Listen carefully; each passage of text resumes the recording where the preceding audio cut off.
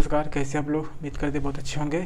चलिए, जो आज हम भारतीय संविधान का जो नागरिकता पाठ कुछ बच गया था, हालांकि यहाँ से एग्ज़ाम में तो ये पाठ नहीं बनता है, लेकिन जो है ये नागरिकता से मतलब संबंधित है, इसलिए जो है इसको भी पढ़ लेना जो है ज़रूरी होता है। इससे क्या होगा कि आपको जो नागरिकता से संबंधित जितने भी आप कॉन्सेप्ट होंगे एकदम सब वो क्लियर हो जाएंगे।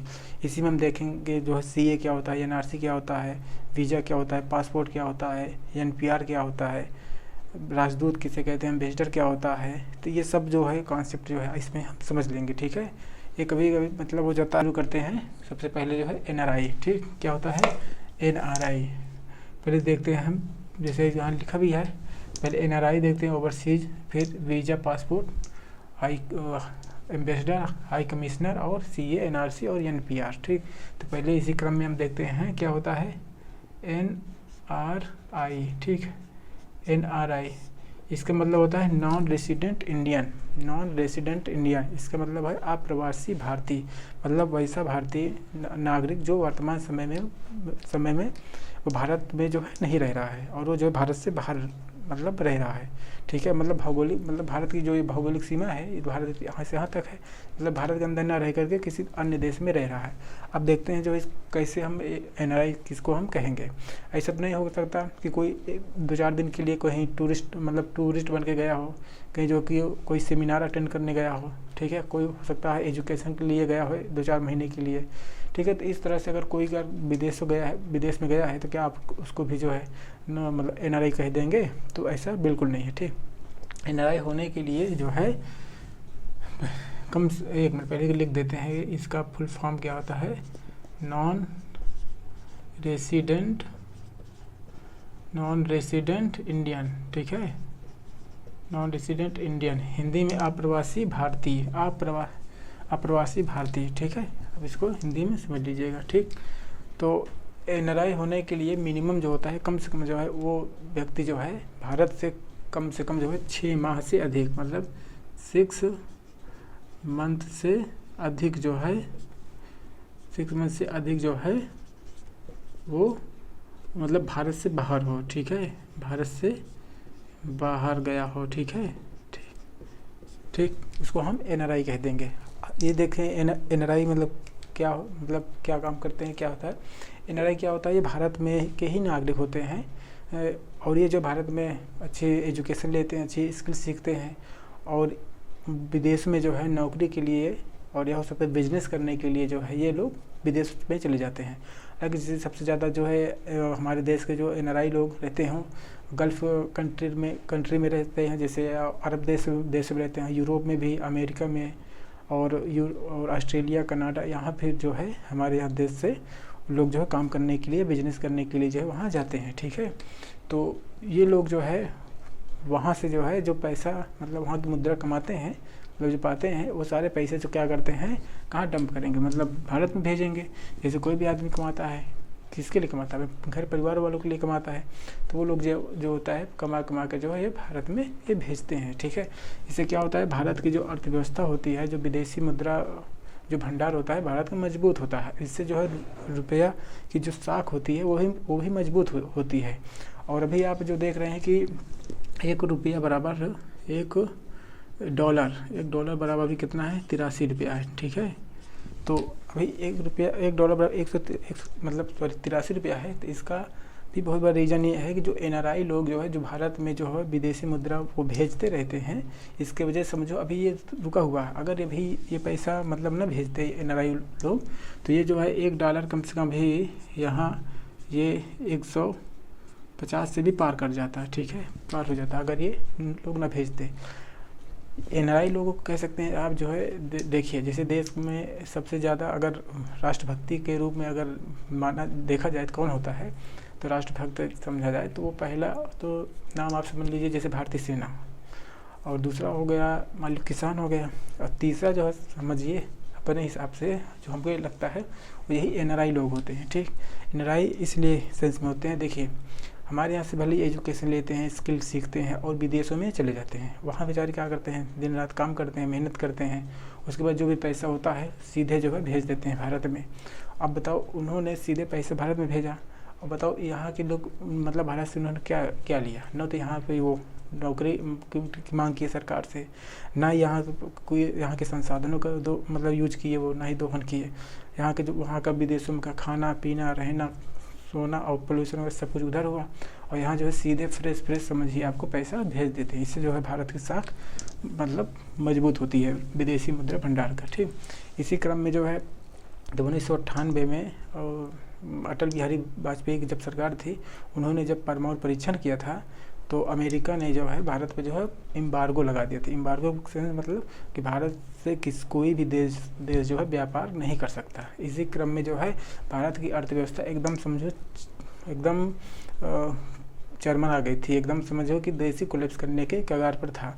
लेकिन ये एनआरआई लोग इतने ज़्यादा उस समय जो है पैसे को मतलब भेजे अरब कंट्री से या विदेशों से कि जो है हमारी जो अर्थव्यवस्था थी जो है वो भारत की अर्थव्यवस्था जो है वो संभल गई, वो मतलब बच गई और वो कोलैप्स नहीं कर पाई। ठीक है, तो इसलिए भाई इनको सल्यूट है जो है एनआरआई लोगों को। भाई ठीक है, आप लोग अच्छे से विदेशों में काम करिए भैया, और ऐसे जो आप पैसा भेजते रहिए जो है। ठीक, अब देखते हैं एनआरआई को कुछ और क्या अधिकार होते हैं। ठीक, जैसे हम आप भारत में रहते हैं प्रॉपर तरीके से, तो हम आपको जितने भी नागरिक राजनीतिक संवैधानिक अधिकार प्राप्त हैं वो सारे अधिकार जो है एनआरआई को भी प्राप्त होते हैं। ठीक है, और ये अपने यहाँ कर वोट भी डालते हैं। हालांकि वोट डालने का जो ये वोट डालते हैं उसको प्रॉक्सी मतलब वोट को कहते हैं। ठीक है, हालांकि अभी ये व्यवस्था उतनी ज़्यादा मतलब कारगर नहीं हुई है, बस नाम है जो है। लेकिन यहाँ वोट भी डाल सकते हैं कि मतलब कोई भी संवैधानिक राजनीतिक पद पर ही आसीन हो सकते हैं, इसमें कोई इनको दिक्कत नहीं है। ठीक है, अब देखते हैं ये हो गया। अब देखते हैं एनआरआई हो गया। अब देखते हैं ओवरसीज नागरिकता क्या है। ओवरसीज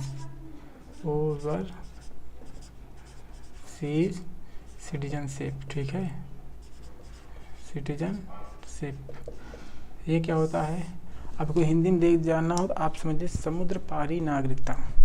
ओवर मान लें पार, ठीक, सीज माने समुद्र, सिटीजन में समझ नागरिक का समुद्र पारी नागरिकता कहेंगे, या हिंदी में आप इंग्लिश में समझिए इसको जो है कि ओवरसीज नागरिकता। ठीक, तो ये नागरिकता कैसे होती है, ये भी जो है जो ओवरसीज जो नागरिकता होती है ये लोग मतलब रहते भारत के ही, ये भी कभी न कभी भारत के ही नागरिक थे। और ये जो है जैसे एनआरआई लोग जाकर विदेशों में जो है कमाते हैं और पैसे भेजते हैं, और बाकी ये नागरिकता भारत की ही लिए रहते हैं। तो ये लोग भी भारत में चले गए मतलब भारत से चले गए, भारत में विदेशों में चले गए, और वहाँ पर जो विदेशों में जाकर खूब अच्छा पैसा, सारी नागरिकता इसको कहते हैं। ठीक, हिंदी में। अब देखते हैं ये लोग ओवरसीज होते कौन हैं। हालांकि ये जो ओवरसीज नागरिक होते हैं ये भी कभी न कभी जो भारत के ही नागरिक होते थे, लेकिन ये लोग जो है भारत से बाहर जो है नौकरी करने के लिए या बिजनेस करने के लिए या एजुकेशन मतलब लेने के लिए बाहर गए, और वहीं पर जो है अपना जो है ये मतलब या तो नौकरी करने लगे या तो अपने मतलब बिजनेस वगैरह वहाँ सेटअप कर लिए पूरी तरीके से। जब वहाँ ये लोग पूरा कर लिए तो सोचे भाई अब जब हमारा सब कुछ यहाँ चल ही रहा है, भारत क्यों जाए, जो है हम यहीं पर जो है सेटल हो जाते हैं, मतलब विदेशों में ही बस जाते हैं। तो ये लोग जो है विदेश में ही बस गए। जब विदेश में बस गए तो वहाँ के भाई फिर ये नागरिक भी ले लिए मतलब नागरिकता प्राप्त कर लिए। जब एक जगह की नागरिकता ले लेंगे तो और जगह मतलब जैसे आर्टिकल 8 में क्या पढ़े थे, अगर विदेश की नागरिकता लेते हैं तो आपकी भारत नागरिकता स्वतः समाप्त हो जाएगी। तो वैसे जब ये लोग विदेश की नागरिकता ले लिए ओवरसीज वाले, तो इनकी भी नागरिकता भारत की समाप्त हो गई। तो अब जो है ऐसे लोग जो है भारत के नागरिक तो नहीं रह गए अब, लेकिन ये लोग क्या होता है कि ये पैसे वाले खूब होते हैं। क्या होता है, ये बहुत अमीर होते हैं, बहुत हाईली अमीर होते हैं, एकदम प्रीमियम लेवल वाले अमीर होते हैं। तो ऐसे लोगों को जो भारत में मतलब उनको समझिए कि एक तरह से मतलब उनको आकर्षित करने के लिए या उनको लालच इस बात को दिया गया कि ये लोग किसी न किसी तरह से भारत में आएँ। और जब भारत में आएंगे जो है तो ये कुछ न कुछ जो है हमारे भारत देश में ये कुछ न कुछ इन्वेस्टमेंट करेंगे। इससे क्या हो, जब इन्वेस्टमेंट करेंगे तो हमारे यहाँ भी जो रोज़गार के अवसर है वो भी बढ़ेंगे। तो इसी को ध्यान में रखते हुए जो है इनको मतलब लाया गया ये ओवरसीज नागरिकता।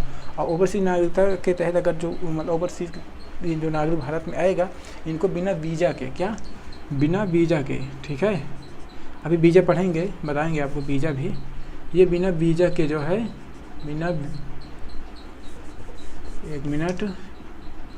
विदाउट वीज़ा के जो है ये भारत में एंट्री कर लेते हैं। ठीक है, और वैसे जो है नॉर्मल आदमी और कोई हो तो बिना वीज़ा के किसी भी देश में कोई नहीं जा सकता, लेकिन ये लोग ओवरसीज वाले भारत में बिना वीज़ा के आ सकते हैं। ठीक। और ये जब यहाँ आते हैं तो इनको जो है भारत में जो किसी भी मतलब जो मुद्रा बैंक होता है यहाँ अकाउंट भी खुलवा सकते हैं, ये एजुकेशन भी ये प्राप्त कर सकते हैं। यहाँ तक कि ऑफिस वगैरह का जो इनको मतलब अगर ऑफिस के पर्पज़ से ये ज़मीन भी खरीद सकते हैं, ठीक है। हालांकि इनको कुछ अधिकार नहीं होते, बहुत सारे अधिकार नहीं होते जैसे, हालांकि इनको जैसे सारे अधिकार होते हैं। जैसे एक नॉर्मल इंडियन को, ये नॉर्मल जो भारत का नागरिक होता है वो सारे अधिकार जो NRI को होते, मतलब जो नॉर्मल हम लोगों को अधिकार हैं वही सारे अधिकार NRI को भी होते हैं। लेकिन इनको जो है अधिकार बहुत सारे नहीं होते, जैसे जो है ये वोट नहीं दे सकते हैं, ना ही किसी जो संवैधानिक राजनीतिक या कोई भी सिविल या नागरिक पदों पर ये आसीन नहीं हो सकते हैं। तो ये लोग जो है इन पर प्रतिबंध होता है, ठीक। तो ये जो है कॉन्सेप्ट लाया कब गया था, तो एम लक्ष्मी क्या था, लक्ष्मी मल समिति थी, ठीक है। लक्ष्मी मल समिति 2005 में जो है इसको इन्होंने सिफारिश किया था और इसी की सिफारिश पे जो है ओवरसीज नागरिकता का प्रावधान किया गया था। और इसी के तहत जो है जैसे जानते हैं कि जो भारत में प्रतिवर्ष जो है 15 जनवरी को जो है प्रवासी दिवस मनाया जाता है। क्यों? क्योंकि 15 जनवरी 1915 को महात्मा गांधी जी जो है दक्षिण अफ्रीका से भारत को आए थे। उसी के संदर्भ में 15 जनवरी को जो है प्रवासी दिवस मनाया जाता है, ठीक। ये हो गया ओवरसीज नागरिकता। अब देखते हैं जो है क्या होता है वीज़ा। अब देखते हैं वीज़ा क्या है, वीज़ा, ठीक। वीज़ा से पहले आप समझिए पासपोर्ट तो ज़्यादा ठीक रहेगा, ठीक है। आप समझो क्या है पासपोर्ट, ठीक। पासपोर्ट क्या होता है, पासपोर्ट वो उसे कहते हैं, जैसे भारत की बात के बारे में बात करेंगे। आप यदि किसी बाहर दूसरे देश में जाना चाहते हैं तो दूसरे देश में जाने से पहले आप अपने खुद के देश से जो है परमिशन लें, और जब आपका देश आपको परमिशन दे देगा, अनुमति दे देगा, तभी आप अपना देश छोड़कर बाहर जा सकते हैं, ठीक है। मतलब आप विदेशों में जाना है तो आपको खुद के देश से आपको अनुमति लेना पड़ेगा। इसी को वीज़ा मतलब पासपोर्ट कहते हैं। पासपोर्ट हालांकि सबका नहीं बनेगा, क्यों? अगर जो क्राइम वगैरह किया है, जो बैंक से मतलब वो दिवालिया हो गया है या बहुत ज़्यादा लोन ले लिया है, तो ऐसे लोगों को जो है पासपोर्ट, अगर वो देखो जो क्रिमिनल लोग होते हैं उनका पासपोर्ट बनता नहीं। दूसरी बात जो बहुत ज़्यादा दिवालिया वगैरह हो गए हैं उनका भी अगर होते हैं तो तुरंत उनका पासपोर्ट जब्त कर लिया जाता है, ठीक है। मतलब जो भी बड़े लेवल के जो क्राइम वगैरह करते हैं, जिनको लगता है कि ये विदेश में भाग हो सकता है, तो ऐसे लोगों को जो है पासपोर्ट तुरंत जब्त किया जाता है ताकि मतलब विदेश भाग ना सके, ठीक है। इसमें क्या होता है, खुद मतलब अपने देश से ना अनुमति लेनी पड़ती है। क्या होता है,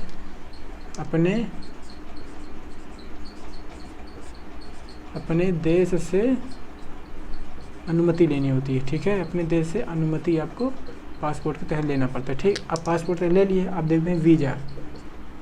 वीज़ा क्या होता है, आप तो अपने देश से अनुमति ले लिए, लेकिन मान लीजिए आपको भारत ने अनुमति दे दिया और आप जाना चाहते हैं मान लो फ्रांस, ठीक। तो भारत ने भले ही अनुमति दे दिया, क्या आपको फ्रांस में आप डायरेक्ट एंट्री कर जाएंगे? नहीं। इसके लिए क्या हो, आपको जो वीज़ा के तहत जो उस देश से मतलब फ्रांस से आपको जो परमिशन लेनी पड़ेगी कि हम आपके देश में आना चाहते हैं। तो वो मतलब आपको बताना पड़ेगा आप मतलब किस काम से आ रहे हैं, क्यों आ रहे हैं हमारे देश में। तो उसमें जैसे आप टूर के लिए जाएंगे, टूरिस्ट बन के लिए जाएंगे, ठीक है, तो आपको वीज़ा आराम से मिल जाएगा। एजुकेशन के लिए भी जाएंगे, थोड़ा दिक्कत होता है लेकिन ये भी आराम से मिल जाता है, ठीक है। तो ऐसे कामों के लिए जो है वहाँ मिल जाता है। जैसे इलाज वगैरह कराने गए तो वहाँ ये सब वीज़ा मिल जाता है। लेकिन आप वहीं नौकरी वगैरह करने के लिए अगर डिमांड करेंगे तो वहाँ पे आपको वीज़ा मिलने में दिक्कत होता है, ठीक है। तो ये क्या कहता है,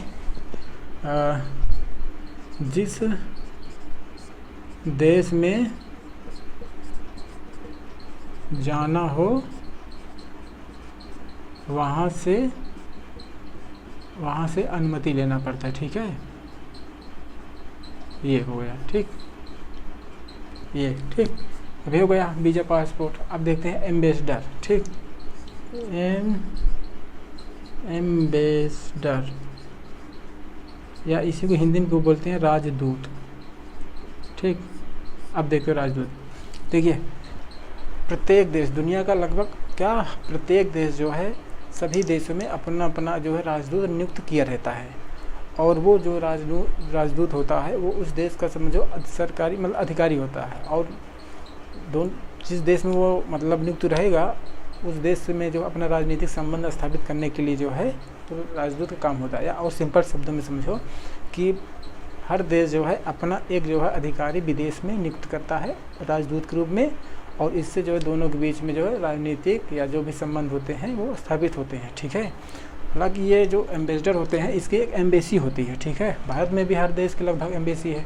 तो ये जिनकी मतलब मान लीजिए एम्बेसी है यहाँ, ठीक, हैदराबाद में, मान लो ये हैदराबाद में, ठीक।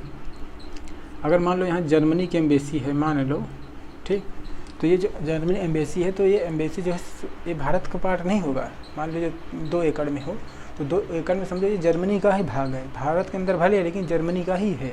अगर यहाँ से अगर भारत वालों को या पुलिस को कुछ भी अगर एंट्री करना है तो पहले यहाँ के राजदूत से परमिशन लेना पड़ेगा, और जब वो परमिशन देगा तभी जो है इसकी बाउंड्री के अंदर जो है भारत के लोग जा सकते हैं, मतलब पुलिस वगैरह जा सकती है, कोई भी जा सकता है, फिर बिना इसका अनुमति के नहीं जा सकता। इसी तरीके जो है जर्मनी में भी भारत का भी एम्बेसी है, तो अगर वहाँ के लोगों को अगर भारत के एम्बेसी में एंट्री करना हो तो वहाँ परमिशन लेंगे, बिना परमिशन वो नहीं जा सकते। ठीक है, ये बहुत पावरफुल होता है। ठीक, और ये जो राजदूत होते हैं आप इन पर जो है कोई भी मुकदमा नहीं चला सकते, ना ही इनको गिरफ्तार कर सकते हैं। ठीक है, तो ठीक, ना ही इनके ऊपर कोई दंडात्मक कार्रवाई आप कर सकते हैं। क्यों? क्योंकि इनको जो वियना कन्वेंशन के तहत जो है क्या, वियना कन्वेंशन के तहत जो है ये कुछ विशेष अधिकार मिला होता है। क्या होता है? विशेषाधिकार इनको मिला होता है। ठीक है, अभी जैसे देख रहे हैं अभी हाल फिलहाल में भी जो चल रहा है कनाडा और भारत वाला जो इशू, उसमें पुन्नू कोई था जो है जो उसको जो है जो खालिस्तान की डिमांड कर मतलब वो मतलब डिमांड कर रहा था खालिस्तानियों की, मतलब तो उसकी जो हत्या मतलब हो गई, तो उसने आरोप लगा दिया तो भारत को जो है कि मतलब भारत ने ही इसको मतलब ये किलिंग कराई उसका। ठीक है, उसके पास प्रॉपर कोई सबूत वगैरह नहीं है लेकिन बस वो लगा दिया। तो वहाँ के जो कनाडा वाले जो थे उन्होंने जो है भारत राजदूत पर जो है अभी मतलब कार्रवाई करने की बात किया। तो वहाँ की जो है कर्नाटक पुलिस ने कहा क्या सर कि आप इतना भी नहीं पता है कि आप वियना कन्वेंशन के तहत जो है आप किसी भी राजदूत के ऊपर जो है कोई भी जो है कार्रवाई नहीं कर सकते। ठीक, तो इससे क्या है फिर भारत ने क्या किया, अपने एम्बेसडर को जो है वहाँ से बुला लिया। और वहाँ के जो न्यूज़पेपर में ऐसा माहौल बना दिया जा रहा है कि कनाडा की सरकार ने भारत राजदूत को निकाल दिया। अभी आप निकाल क्या दिया, हम खुदे भाग चले आए जो है। ठीक, तो ये है। अब वहाँ से देखो उसने जो है ये क्या है, इसने अमेरिका को जो है क्या बना लिया है, वो जो क्या कहते हैं 5 आई, क्या है 5 आई, उसकी 5 आँखें हैं समझो। अब 5 आँखों में क्या है, इसमें जो USA है, उसी बगल में कनाडा भी है। ठीक है, इसी में जो है ब्रिटेन भी है, UK है, इसी में जो है ऑस्ट्रेलिया है, क्या है ऑस्ट्रेलिया, इसी में जो है न्यूजीलैंड है, न्यूजीलैंड है। ठीक, अब भाई चाहिए भारत वाल अगर ये बिना सबूत के कनाडा वाला जो है भारत पे आरोप लगा रहा है तो इसको चाहिए कि अमेरिका उसको समझाए, ये सब बोले, लेकिन नहीं, ये सब जो है किसी का फेवर कर रहे हैं, इसी कनाडा का ही फेवर कर रहे हैं। ठीक है, इसलिए देखो ये यूरोप वाले जो है या अमेरिका वाले किसी के भी जो है ये हित मतलब दोस्त नहीं है, ये सिर्फ अपने फ़ायदे के लिए, मतलब ये इसी पर इनको फ़ायदा अपना चाहिए बस, और उनसे कोई किसी से कोई विशेष मतलब नहीं होता। ठीक, तो बाकी यही देखो ये लोग कितना तबाही मचा रहे हैं, जैसे देखो सीरिया में, इराक में, और अभी लेबनान या क्या कहते हैं इसमें हमास वगैरह भी देख ही रहे हैं, यूक्रेन वगैरह में क्या हो रहा है। तो ये सब लोग कुछ भी करें इनका माफ़ होता है, लेकिन भारत वाले सब कुछ भी अगर करें, अगर कोई खालिस्तान जैसी मांग कर रहा है, अगर उसको मरा ही दिया गया होगा तो क्या इसमें बुरी बात, अच्छी बात है भाई, ठीक ही है, सब सभी के लिए जो है। तो ये चीज़ें हैं। ठीक, अब देखते हैं एम्बेसडर हो गया, तब इसी के तहत जो है एम्बेसडर जो होता है इसी तरीके जो होता है क्या होता है हाई कमिश्नर या उच्चायुक्त। क्या है high commissioner, high commissioner.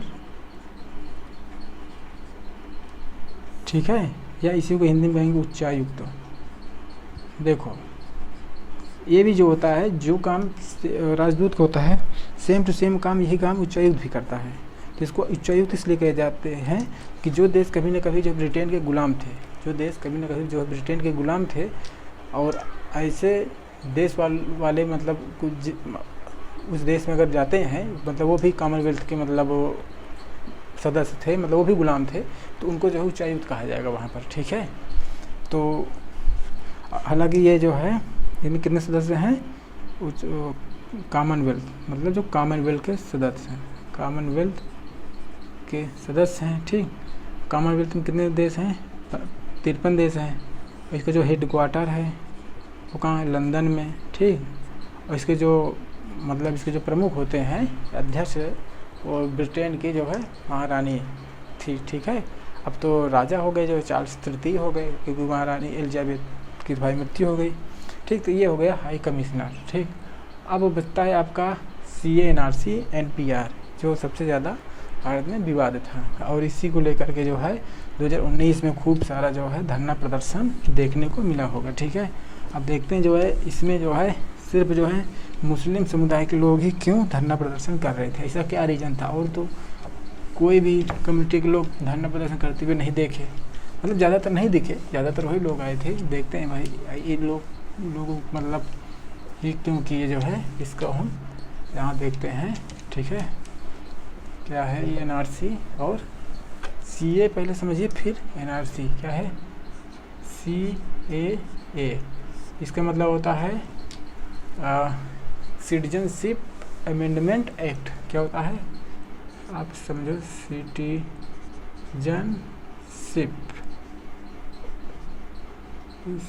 Citizenship amendment act. ये कब आया था? 2019 में है। ठीक है, या इसे कहते हैं नागरिकता संशोधन अधिनियम।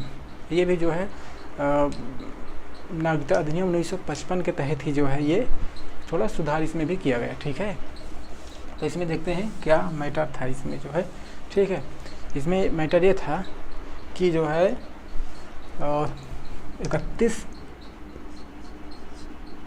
31 दिसंबर 30 दिसंबर कितने महीने? 31 दिसंबर है शायद, 31 दिसंबर 2014 से पूर्व। ठीक, इसमें क्या था?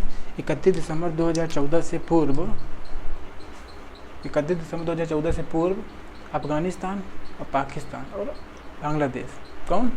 अफगानिस्तान, पाकिस्तान और बांग्लादेश से धार्मिक रूप से प्रताड़ित अल्पसंख्यक समुदाय के लोग, कौन? हिंदू बौद्ध जैन सिख ईसाई पारसी, 6 कम्युनिटी के लोग या 6 समुदाय के लोग जो वहाँ धार्मिक रूप से प्रताड़ित हैं, ऐसे लोगों को जो है भारत में नागरिकता दी जाएगी, जो 2014 से पूर्व भारत में आए हैं। ठीक है, तो यही इसमें प्रावधान किया गया।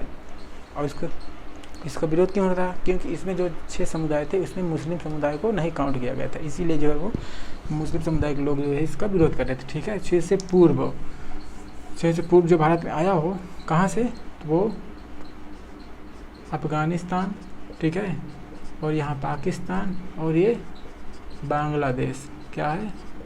बांग्लादेश से। ठीक है, कौन आया हो? धार्मिक रूप अल्पसंख्यक। कौन आया? अल्पसंख्यक। कैसा अल्पसंख्यक हो? धार्मिक रूप से प्रताड़ित हो। क्या? धार्मिक रूप से क्या हो भैया? प्रताड़ित हो। वो धार्मिक रूप से प्रताड़ना का शिकार हो, प्रताड़ित हो। और कौन कौन अल्पसंख्यक हैं? तो ये 6 हैं। 6 कौन है?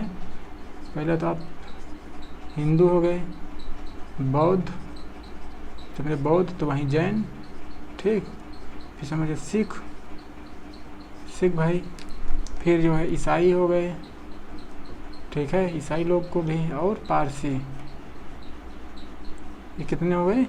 1 2 3 4 5 6, ये टोटल ये जो 6 लोग हैं, ये धार्मिक रूप से जो वहाँ से प्रताड़ित लोग हैं, यदि 31 दिसंबर 2014 से पहले भारत में एंट्री कर गए हैं तो ऐसे लोगों को जो है भारत की नागरिकता दी जाएगी। ठीक है, और इससे पहले जो नागरिकता का प्रावधान होता था कि भारत में 11 वर्ष तक रहने का, उसको जो है घटा करके 5 वर्ष कर दिया गया। ठीक है, और जो शर्तें थी, जो पहले जो शर्तें थी क्या है?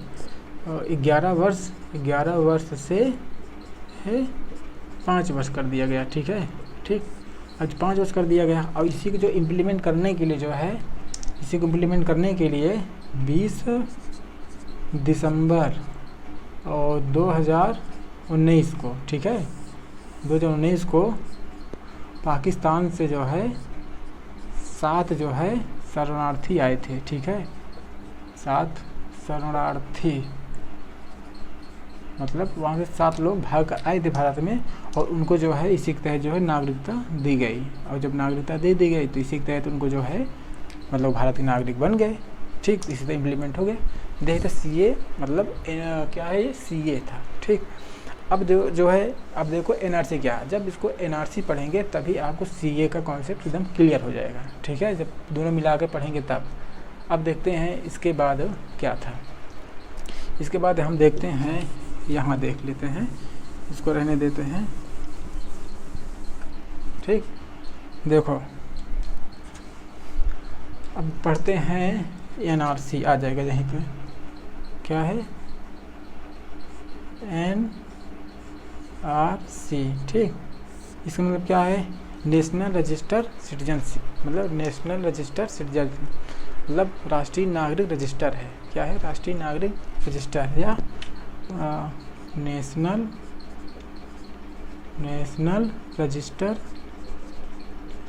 रजिस्टर सिटीजन, ठीक, राष्ट्रीय नागरिक रजिस्टर है। तो ये क्या था जो है, देखो ये जो मेन था, ये जो है बेसिकली ये असम के निवासियों के लिए था, असम के जो वैध जो नागरिक थे उसके लिए NRC था, मतलब ये, हाँ मतलब ये रजिस्टर था। लेकिन हुआ क्या, होता क्या है, 1971 में बांग्लादेश और पाकिस्तान में जो है गृहयुद्ध हो जाता है, और 1971 में बांग्लादेश पाकिस्तान में जब गृहयुद्ध होता है तो यहाँ से बहुत सारे लोग जो है, ये जो असम है जो है ये ठीक है, मतलब भारत है, तो यहाँ से बांग्लादेश जो है बहुत सारे लोग जो है असम में चले गए, बहुत ज़्यादातर असम में गए, बहुत सारे लोग यहाँ कहाँ थे, बांग्लादेश पश्चिम बंगाल में चले गए, ठीक, बहुत लोग आंध्र प्रदेश में भी आ गए थे, ठीक। तो ये जो लोग जो आंध्र प्रदेश वगैरह में आ गए थे, ठीक, तो इन्हीं लोगों के लिए मतलब ये चीज़ लाया गया, इस क्या लाया गया कानून, तो इसमें जो है, इसमें कानून लाया गया था कि सुप्रीम कोर्ट ने जो है इसमें 2013 में जो है सरकार को आदेश दिया, आप जो NRC लाइए, और आप ये प्रावधान करिए जो है कि 24 मार्च 1971 से पहले जो भारत में आ गए थे उनको जो है आप जो है NRC के तहत जो है नागरिकता भारत की दे दीजिए, ठीक है। तो अब देखते हैं क्या था इसमें, जो है सुप्रीम कोर्ट 2013 में जो है आदेश दिया कि आप जो है NRC लेकर आइए, क्या लाइए, NRC मतलब रजिस्टर बनाइए, ठीक है। और 2015 में जो है NRC रजिस्टर जो है रजिस्टर बनने लगा, ठीक है, बनने लगा भाई। तो अब दिक्कत ये था, रजिस्टर भी बनने शुरू हो गया, तो इसमें जो है कुल मिलाकर जो है इसको हटा ही देते हैं तभी समझ में आएगा, ठीक है।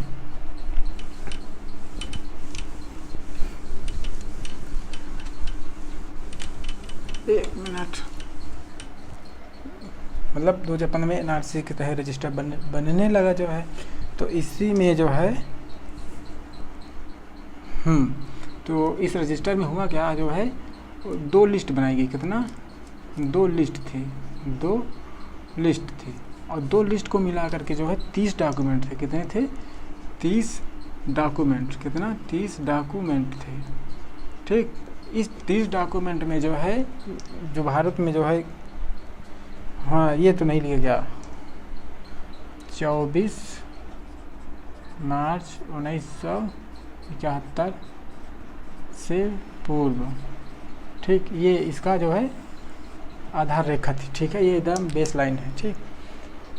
ये 24 मार्च 1971 से पहले जो लोग भारत में एंट्री कर गए थे उनको जो है 2 लिस्ट मिलाकर 30 डॉक्यूमेंट था, और 30 डॉक्यूमेंट से अगर कोई भी एक डॉक्यूमेंट्स अगर मतलब सरकार को दिखा देता था तो उसको जो NRC के तहत इसको नागरिकता दे दी जाती, मतलब दी जाती।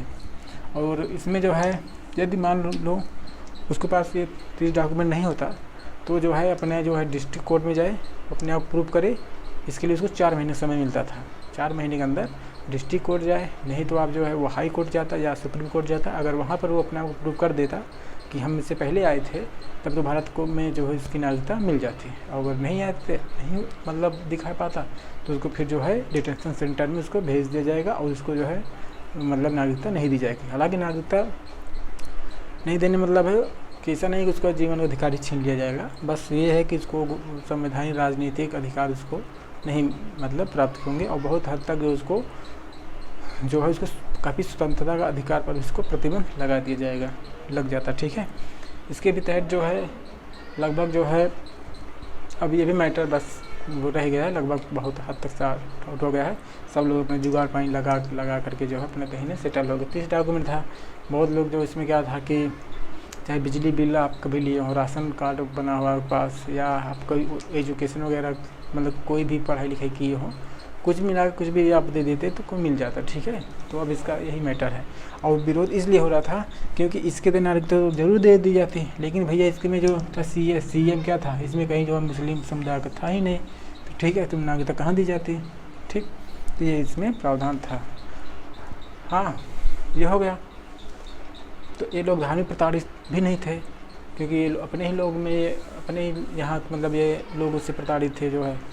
ठीक है, अब भाई हो भी क्यों ना, भारत में नागरिकता कैसे दे दी जाए। अगर आप बांग्लादेश जैसे देश जहाँ 90% ज़्यादा मुस्लिम है, अगर वहाँ पर ही आप लोग सुरक्षित नहीं है मुस्लिम समुदाय के लोग, तो भारत में कैसे मतलब आपको नागरिकता दे दी जाए। इस हिसाब से तो भाई सब लोग जो भारत में ही आ जाओगे। इस तरफ अगर आने ही सबको तो सब लोग विलय कर लो भारत में जो है, पाकिस्तान अफगानिस्तान है ये बांग्लादेश सब लोग विलय कर लो, अखंड भारत बन जाओ, फिर ले लो सब लोग नागरिकता जो है, क्या दिक्कत है।